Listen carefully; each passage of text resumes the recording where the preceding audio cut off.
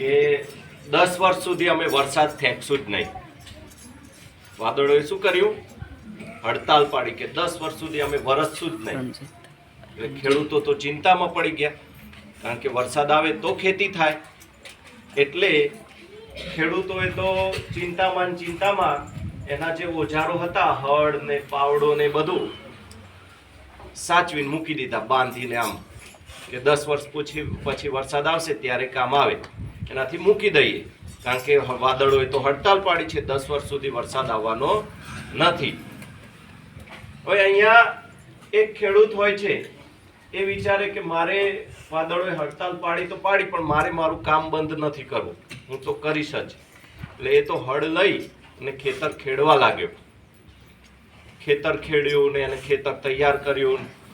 તો આ ખેડૂતને કામ કરતો જોતા હતા ઉપરથી વાદળો.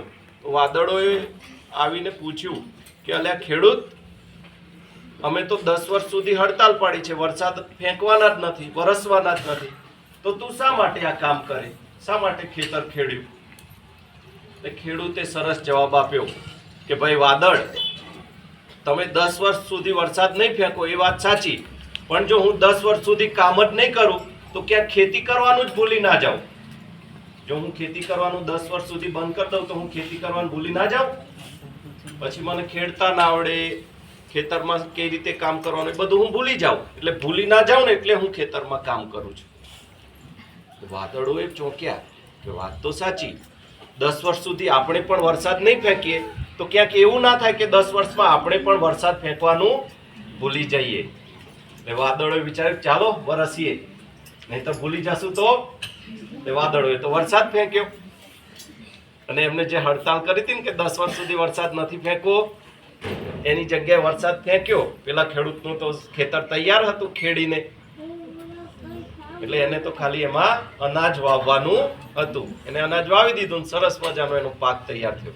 પણ અચાનક વરસાદ આવ્યો એટલે પેલા જે ખેડૂતોએ એના ઓજારો સાચવી મૂકી દીધા હતા, એમનું ખેતર તૈયાર નહોતું, એટલે એમની ખેતી થઈ નહીં.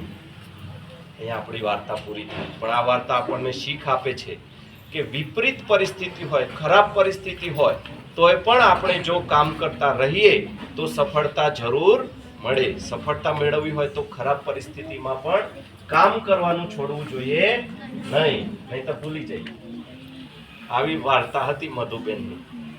ચલો.